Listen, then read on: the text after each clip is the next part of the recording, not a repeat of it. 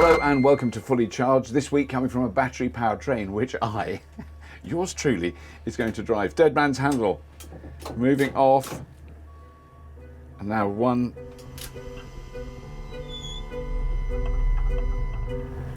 I'm driving a train.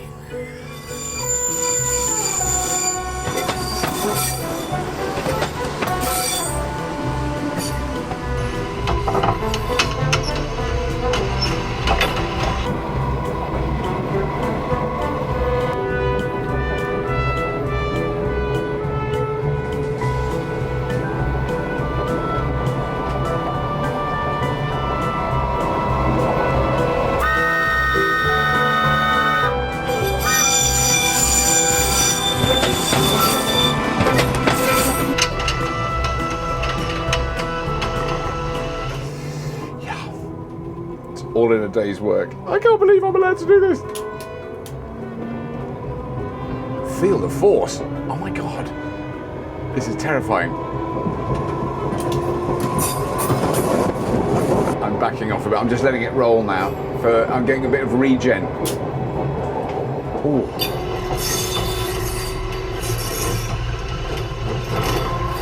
This is a battery-powered train. So yes, at the moment, right. this is a train. It doesn't have electricity coming off the lines. No. Doesn't have any kind of engine. It's just pure battery power. Pure battery power.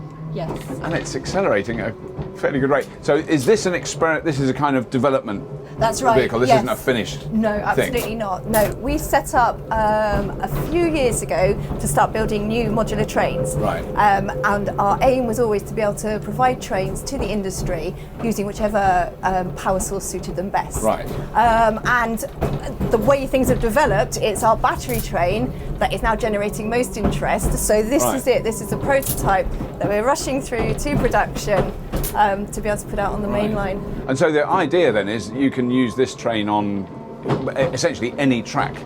Because it doesn't need overhead electrification, it doesn't need a third rail or anything like that? It doesn't, but it can draw power from those. So you can have it as it would be a battery electric hybrid in that case. You can have it as a diesel battery hybrid. Wherever you've got a power source that it can draw power from, it can do that. We've got 2 battery packs, one for each set of bogies. The bogies are the sets of wheels that we're running on. Yeah. And there's 4 of those wheels, so there's an electric motor in one of those units. Well, they're already in it as such. They're next to it and they drive the power to it. Well, the 2 battery rafts sit under about the centre of the train. The wheels are at either end. Right, yeah. And they send the power to that. All the questions that you would normally ask with like an electric car is, you know, how big are the batteries and what is the range of on a full charge? But I mean, because I mean, the one thing I do know about trains is they're far more efficient once they're moving. Yes. There's so little friction. There's so little holding. That's right. Yes, that's very much what the testing we're doing at the moment. Because we're one of the leading the way in the country in developing this technology. We're finding out battery performance, how long it can go for, range extenders. We're actually simulating real duty cycles. So, which means that we take a route that a train is actually running, and we'll put in the stops. We'll try and map out gradients, and we're coming up with real data that shows that this train will work in the rail industry in the near future. When it's in running on a route, would they be then charged at the depot? Is that how you do it, or would they generally be charged with a diesel genset, or what would you? You could do it in a variety of different ways. But if we assume at the moment there was a big push towards electrification, as you know, that's become. It's not going to happen in a lot of cases. As in having overhead electric lines or a third rail. So developing, having batteries that can pick up overhead or third rail wherever it's available, but you don't have to install new equipment. So you're making use of what's there, but you don't need that huge investment. And what you essentially do is you can run it through the day. It's also picking up energy through regenerative braking, and then at night it's plugged in, as it were, and has an equalising charge, and off you go, set off the next day. So when we're belting along. It's amazing. And bear in mind the track here is limited in speed because you've only got this very short. It's quite wobbly. You can tell it's it's old. It is World War II era railway line.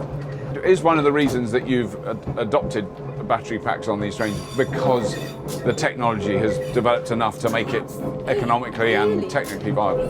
The diesel one was a no-brainer to start because at that time there was a shortage of diesel stock in the country, and the plan was still there was going to be a lot of electrification. Right. But having developed the train the way it was with its modules, we knew that we could swap around between power sources, and then batteries became the way that the market was headed, essentially. Yeah.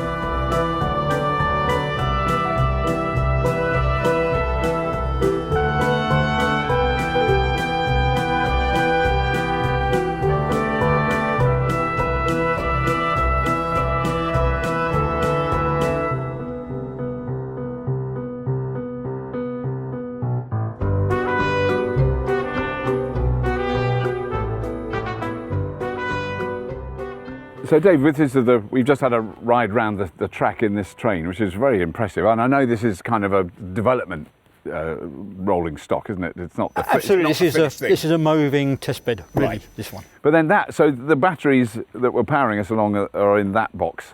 And the important thing is it locates in exactly the same housing. Right. That the diesel engine. So that's a diesel. That's a diesel. That's a diesel generator right. there, generating roughly 125 kilowatts electrical, 750 volts DC.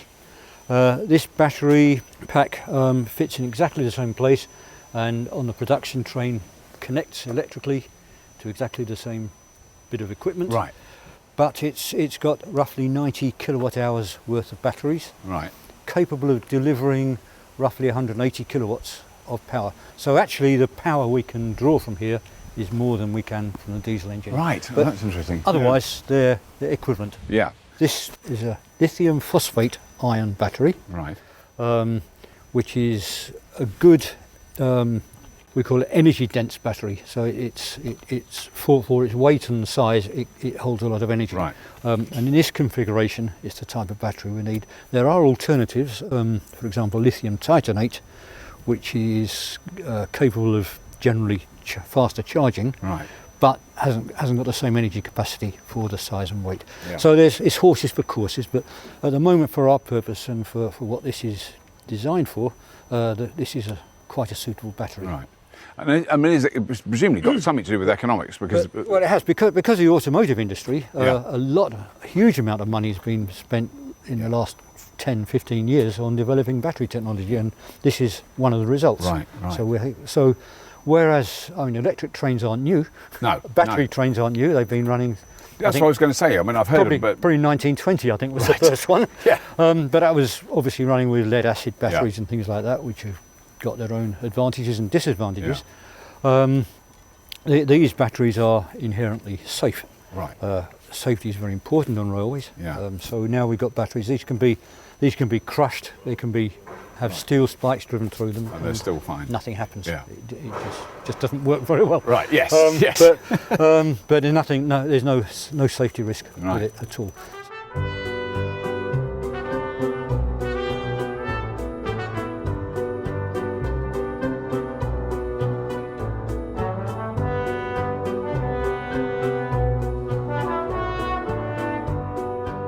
So Alice, what is confusing is this isn't a brand new train. It feels like a brand new, just finished train. It does, just off the production line. Basically, what we have done is we've brought it completely up to standard. All the new things that you need to comply with every latest regulation, of which there are some very important ones coming out very shortly, has been done. But other than that, we've refurbished and cleaned, and the train itself is just so wide and airy that it feels modern. So do you know when it was originally made? Like the chassis and the body are the original ones? They are, They were made in about 1978, 1980. Wow. but they've still got 30 years left of life in them. Wow. They're aluminium, they're corrosion free. Right.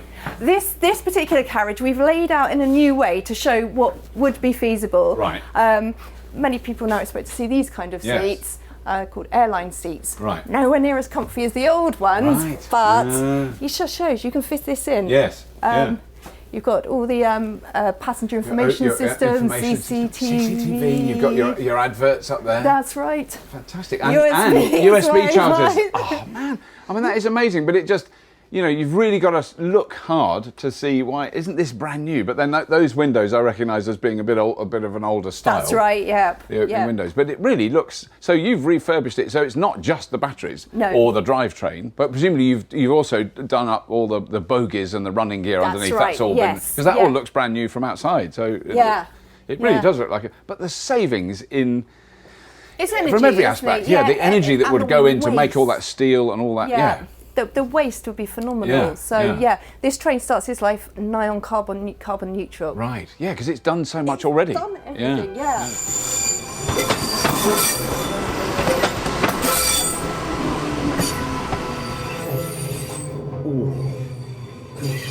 Ooh. That's all we've got time for. I hope you enjoyed this episode. Amazing. Battery trains, absolutely brilliant. Please do join us again on Fully Charged. Please subscribe. Have a look at the Patreon link. And as always, if you have been, thank you for watching.